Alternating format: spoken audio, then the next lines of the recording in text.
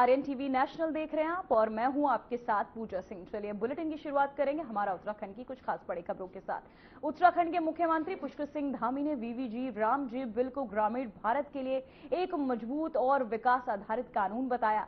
उन्होंने कहा कि यह अधिनियम केवल मनरेगा का नाम बदलने के लिए नहीं बल्कि ग्रामीण रोजगार नीति और व्यापक पुनर्रचना के उद्देश्य से लाया गया है। इस कानून के तहत ग्रामीण परिवारों को अब 100 की जगह 125 दिन का कानूनी रोजगार अधिकार मिलेगा। साथ ही उन्होंने क्या कुछ कहा, चलिए आपको सुनाते हैं। केवल मनरेगा का नाम बदलना ही नहीं इसका उद्देश्य है, बल्कि ग्रामीण रोजगार नीति की फिर से पुनर्संरचना करना है, जिससे कि ग्रामीण क्षेत्र हमारे मजबूत हों, ग्राम इकाइयां मजबूत हों और ये ग्राम सेंट्रिक योजना बने। इस योजना का मुख्य उद्देश्य है और इस अधिनियम विकसित भारत 2047 के लक्ष्य को विकसित गांवों के माध्यम से साकार करने की ठोस कानूनी व्यवस्था का प्रावधान भारत सरकार ने किया है। योजना नहीं है बल्कि विकास आधारित गारंटी प्रदान करेगा। अब ग्रामीण परिवारों को जो ऐतिहासिक रूप से इसमें सुधार हुआ है, अब ग्रामीण परिवारों को 100 दिन नहीं बल्कि 125 दिन कानूनी रोजगार का अधिकार मिलेगा, जो पहले से 25% ज्यादा होगा। 15 दिन में काम नहीं मिला तो बेरोजगारी भत्ता अनिवार्य होगा और इसके लिए जिम्मेदार अधिकारी भी कानूनन तय होंगे। अगर ये धनराशि जो वहां पर काम करने वाले हैं उसमें अगर कोई देरी होती है तो उस विलंब का भी सरकार के द्वारा इस प्रावधान में ये प्रावधान किया गया है कि उसकी भरपाई की जाएगी। यानी कि जो भी देरी होगी वेतन भुगतान साप्ताहिक होगा और देरी होने पर स्वतः ही मुआवजा भी दिया जाएगा। और इसमें किसान हितों की भी स्पष्ट रूप से सुरक्षा सुनिश्चित की गई है। खेती की बुआई कटाई के मौसम में अधिकतम 60 दिन तक योजना के काम कानूनी रूप से रोके जा सकेंगे, इससे किसानों की जो मजदूरी की कमी नहीं होगी, खेती की लागत नहीं बढ़ेगी, ग्रामीण अर्थव्यवस्था संतुलित रहेगी। स्पष्ट है कि यह अधिनियम किसान विरोधी नहीं है, जैसा इसके बारे में जिनको केवल विरोध करना है वो कह रहे हैं, बल्कि किसानों के प्रति ये बहुत संवेदनशील अधिनियम है। और इसमें मैंने जैसा शुरुआत में ही कहा कि ग्राम पंचायतों को और ग्राम सभाओं को असली ताकत प्रदान की गई है और इस योजना में कोई काम थोपे नहीं जाएंगे, बल्कि ग्राम सभा जो तय करेगी कि हमारे गांव में कौन से काम होने हैं, हमारी ग्राम पंचायत में किन योजनाओं पर धनराशि दी जानी है, उन्हीं योजनाओं के लिए धनराशि बनेगी। गांव की प्राथमिकताएं क्या होंगी, कौन से काम प्राथमिक होंगे और ये सारी की सारी तय करने की जिम्मेदारी अब ग्राम सभाओं की होगी। कम से कम 50% कार्य सीधे अब ग्राम पंचायतों के स्तर पर कराए जा सकेंगे। जॉब कार्ड, पंजीकरण योजना निर्माण सब ये ग्राम सभा के स्तर पर, स्थानीय स्तर पर तय किए जाएंगे। काम की क्वालिटी अच्छी हो और उसकी उपयोगिता भी हो। ये नहीं कि पहले के समय में कोई भी काम करवा दिया जा रहा है, बजट की खानापूर्ति की जा रही है, बजट खपाने के लिए केवल काम किया जा रहा है।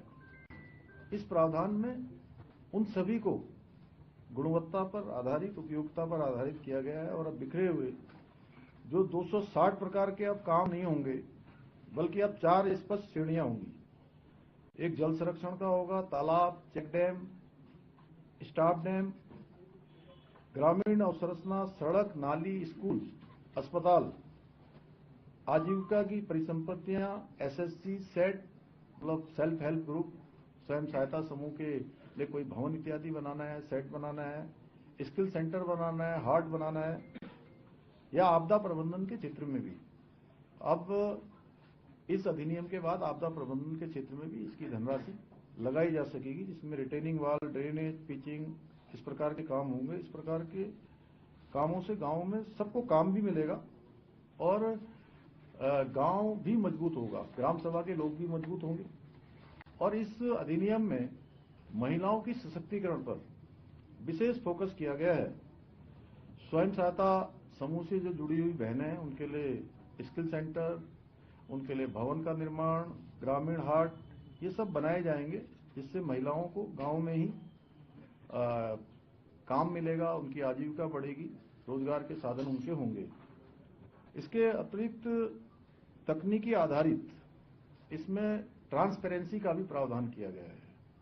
भ्रष्टाचार पर सीधा प्रहार किया गया है, जैसे कि बायोमेट्रिक हाजिरी, जियो टैगिंग और जीएसआई मैपिंग, मोबाइल ऐप, सार्वजनिक डैशबोर्ड, एआई आधारित फ्रॉड डिटेक्शन, साल में 2 बार अनिवार्य रूप से सोशल ऑडिट का भी प्रावधान किया गया है।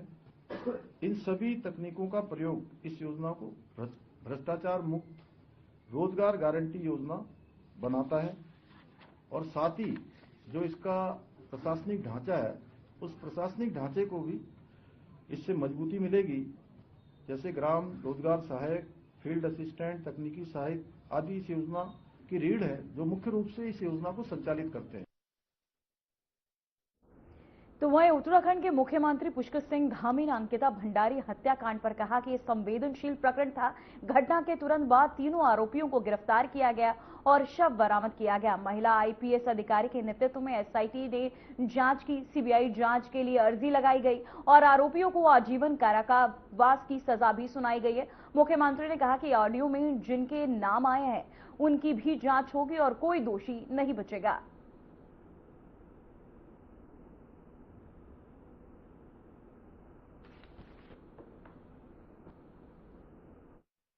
जो प्रकरण है ये बहुत ही संवेदनशील है और हम सब लोगों के लिए, क्योंकि राज्य की दृष्टि से हम सबकी बेटी बहन जो भी उस समय में घटना हुई वो बहुत ही हृदय विदारक घटना थी और हम सब लोग बहुत आहत हुए, क्योंकि मैं उस समय भी राज्य के मुख्य सेवक के रूप में था और मेरे को जैसे ही जानकारी मिली, क्योंकि मरुड़ आपने पूछा है तो मुझे बताना चाहिए। कई सारे मीडिया के मित्रों ने बीच में ये भी कहा कि मैं इसमें बात भी नहीं कर रहा हूँ। अच्छा हुआ आपने पूछ लिया, क्योंकि प्रेस कॉन्फ्रेंस कुछ और थी, लेकिन ये महत्वपूर्ण विषय है, ये सबके ध्यान में आना चाहिए। और तो मैंने जैसे ही मेरे को मालूम चला, सूचना आई कि इस प्रकार की घटना हुई है, हमने तत्काल पुलिस विभाग को, अन्य प्रशासन को तत्काल कहा कि जैसे भी होता है सब जो भी इसके आरोपी हैं या जिनके ऊपर आरोप हैं उनको तत्काल गिरफ्तार किया जाना चाहिए, कोई पकड़ से बाहर नहीं जाना चाहिए। और तत्काल उन सभी वो 3 के 3 जो आरोपी थे उस समय के, वो तीनों को गिरफ्तार किया गया और जिस स्थान पर उन्होंने बताया वहां से बॉडी को रिकवर किया गया। फिर जो कार्रवाई होती है, समस्त औपचारिकताएं जो कानूनी रूप से होती हैं वो पूरी की गई और पूरी करने के बाद तत्काल ही हमने महिला आईपीएस अधिकारी के चेयरमैनशिप में या कहिए उनके नेतृत्व में एक कमेटी का गठन किया, एसआईटी जांच का गठन किया और एसआईटी ने अपनी पूरी जांच करी, हर एक पहलू पर जांच करी। परिवार के लोगों से भी एसआईटी मिली, अन्य लोगों से भी मिली, जिन लोगों को भी इस केस के बारे में जो भी जानकारियां थी, और इसमें विज्ञापन भी निकाला गया, अखबार में भी दिया गया। और पी रेणुका देवी उस समय उस एसआईटी को हेड कर रही थी, जो अभी सीबीआई में ही कार्यरत हैं। यहां से उनका सीबीआई में ही जो है, इसके बाद डेपुटेशन से वो हमारे राज्य के अधिकारी हैं, यहाँ के कैडर की हैं, लेकिन अब सीबीआई में काम कर रही हैं। और एसआईटी ने पूरी काम करने के बाद उसके बाद उसमें कई सारे पहलू आए बीच में। बहुत सारे लोगों ने कहा कि भाई इसमें जानकारियां ये भी होनी चाहिए, कुछ और जुड़ना चाहिए। उन्होंने कहा जिसके पास में जो भी जानकारी है हमको दे दे या न्यायालय में दे दे, जहां भी देना हो दे। अंततः लोग सीबीआई की जांच के लिए उस समय में न्यायालय में भी अर्जी लगाई गई, सुप्रीम कोर्ट, हाई कोर्ट, सभी लोगों ने उसको सुना। सुप्रीम कोर्ट ने भी, हाई कोर्ट ने भी, और जो सेशन कोर्ट है वहां पर इस पर लगातार कार्रवाई चलती रही और जो मजबूत पैरवी थी, उसी मजबूत पैरवी का परिणाम था कि उन्हीं तीनों आरोपियों को आजीवन कैद की सजा सुनाई गई। अब इधर एक प्रकरण ये आया है कि ऑडियो एक आया है और ऑडियो में उन्होंने कई लोगों के नाम लिए हैं अलग अलग प्रकार से, और हमने कहा कि भाई ऑडियो की जांच करी जाए और जांच के लिए जो है एक एसआईटी का गठन भी कर दिया गया इसमें। और जिन लोगों ने ऑडियो पर बात की है उनसे भी बात करने का पुलिस ने प्रयास किया है। अच्छा होगा कि वो सब लोग अपना ऑडियो जो उन्होंने बोला है उसकी कुछ सत्यता वहां पर आ जाए, और सत्यता आते ही हमने कहा है कि हम सभी प्रकार की जांचों के लिए भी तैयार हैं। हम कहीं पर ऐसा नहीं है, क्योंकि हम धर्म की स्थिति भी राज्य के अंदर नहीं बननी चाहिए, और हमारा ऐसा ट्रैक रिकॉर्ड रहा है कि अगर कोई गलत काम करेगा, कहीं भी कोई दोषी होगा, तो किसी कीमत पर भी वो छूट नहीं पाएगा, चाहे कोई हो, किसी भी कीमत पर वो छूटने वाला नहीं है। लेकिन ऑडियो की सत्यता, ऑडियो में तो बहुत सारी बातें उन्होंने करी है। एक में वो ऑडियो में ये भी कहते हैं कि मैं पार्टी का अध्यक्ष बनने वाला हूं। जो हमारे महेंद्र जी बैठे हैं यहाँ पर, वो ये भी कह रहे थे। अब पता नहीं आप सब लोगों ने भी सुना होगा, उन्होंने अन्य बातें भी बहुत सारी की गई हैं। आज ऑडियो में वो एक नाम ले रहे हैं, कल को किसका नाम लेंगे। तो इसलिए सारी सत्यता, सारी जो जांच परख है, एफएसएल है, उसका करवाने के बाद हमने कहा है कि हम किसी भी कीमत पर अगर कोई दोषी होगा तो बिल्कुल छूटने वाला नहीं है। लेकिन हाँ, ये जरूर ऐसी बात है कि इसमें एक दो ऑडियो पर बात होती है, ऑडियो के पास बात होने के बाद सीधे प्रेस कॉन्फ्रेंस देहरादून में नहीं होती है जी, देहरादून से सीधे दिल्ली होती है प्रेस कॉन्फ्रेंस। समझ में नहीं आ रहा है कि आखिर एक ऑडियो के आधार पर इतना बड़ा बवंडर राज्य के अंदर किया जा रहा है। हम भी राज्य के अंदर काम करते हैं, हमने भी ईमानदारी से काम किया है, और कोई भी अगर किसी के पास भी कोई सबूत होगा तो मैं बिल्कुल आप सबके सामने स्पष्ट करना चाहता हूं, कोई छूटने वाला नहीं है। हाँ, अगर देखिए, हिंदुस्तान के अंदर उम्र कैद की सजा बहुत बड़ी सजा होती है, और किसी को उम्र कैद की सजा मिली हुई है, अगर कोई उसमें कोई और होता तो वो ऐसा नहीं हो सकता है कि वो उसका नाम नहीं बताते, उसका नाम जरूर बताते। और एक ऑडियो में वो आपस में बात करते हुए यह भी कह रहे हैं, एक में कह रहे हैं कि इसकी हत्या हुई है, बेटी के बारे में कहते हैं कि हत्या हुई है, और दूसरे में कहते हैं कि इसने आत्महत्या कर ली। अब इनकी कौन सी बातों को सच माना जाए? मैं तो आप ही लोगों से पूछता हूं, आप ही लोगों में से कोई अगर किसी का कोई प्रश्न हो इस बारे में, तो एक में कहते हैं कि हत्या हुई है और दूसरे में खुद ही कहते हैं कि इसने आत्महत्या कर ली। अगर हम इनकी आत्महत्या की बात मान लें तो कहीं ऐसा तो नहीं कि न्यायालय में जाके इससे उनको इसका कहीं ना कहीं इस रूप में भी कोई जो है कोई षड्यंत्र तो नहीं चल रहा है? इतनी बड़ी सजा हो चुकी है, हम हर जांच के लिए तैयार। हमने कब मना किया कि हम कोई जांच नहीं करवाएंगे?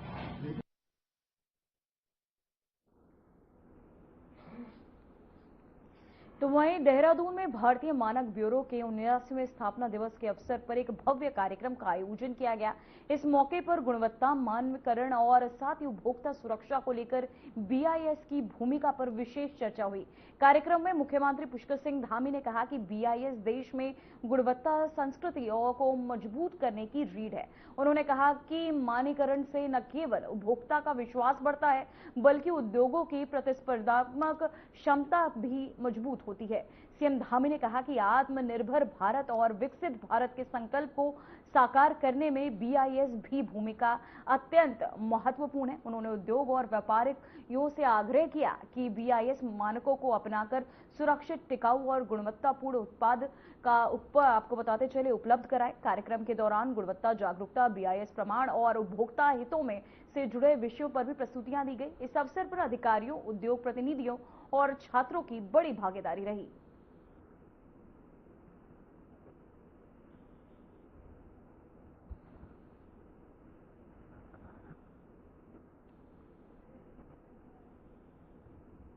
तो वहीं केंद्रीय सड़क परिवहन एवं राजमार्ग मंत्री नितिन गडकरी की अध्यक्षता में उत्तराखंड की राष्ट्रीय राजमार्ग परियोजनाओं की विस्तृत समीक्षा बैठक हुई। बैठक में चारधाम महामार्ग परियोजना, रिंग रोड, बाईपास, आरओबी, गड्ढा मुक्त सड़कें और लंबित वन स्वीकृतियां सहित कई महत्वपूर्ण विषयों पर चर्चा की गई।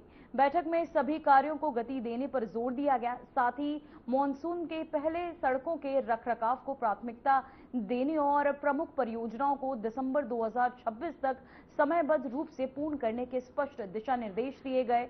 वहीं बैठक में रोड निर्माण और रखरखाव के मुद्दों पर भी त्वरित निर्णय लेने पर भी सहमति बनी।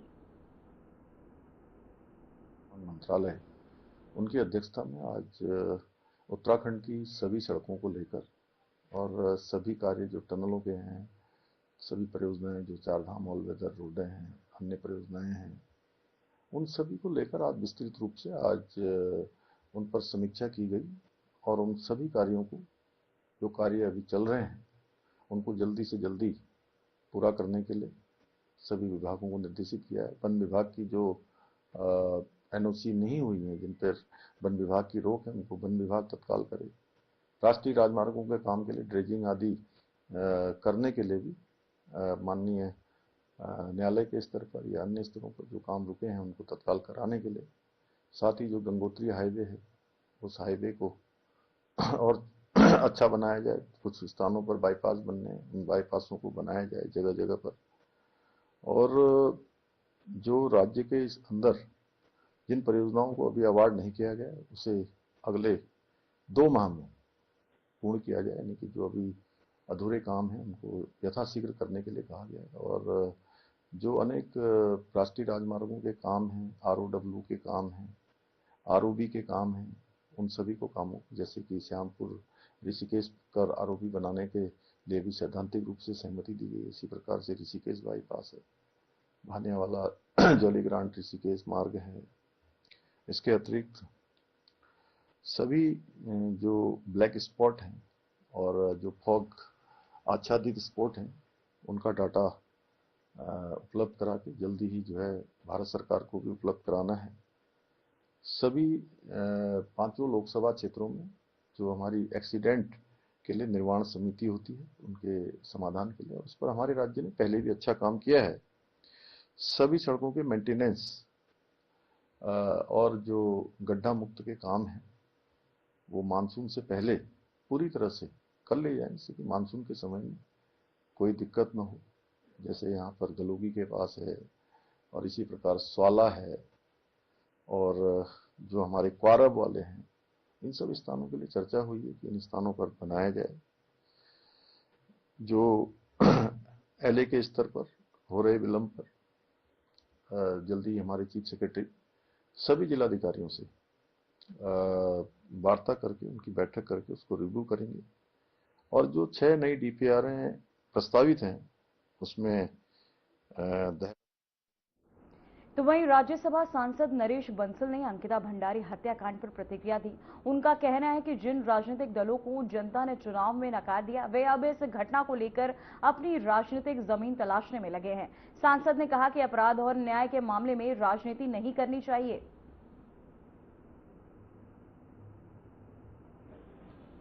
भाजपा का एक ही कहना है कि प्रदेश का राजनीतिक वातावरण, शांतिपूर्ण वातावरण, सामाजिक सौहार्द ये बिगड़ना नहीं चाहिए। लेकिन राजनीतिक दल अपनी राजनीतिक रोटियां सेकने के लिए जो जनता के द्वारा बार बार नकारे जा चुके हैं वो अपनी जमीन खोजने का प्रयास कर रहे हैं। हम सबकी संवेदनाएं बेटी अंकिता के साथ है। सरकार ने पूरा न्याय देने का प्रयास किया है। आगे भी कहीं पर कोई आवश्यकता होगी, कोई तथ्य आएगा तो सरकार किसी भी जांच से पीछे नहीं हटेगी। SIT जांच हो रही है, आवश्यकता पड़ेगी, कोई तथ्य सामने आएंगे तो CBI जांच से भी पीछे नहीं हटेंगे।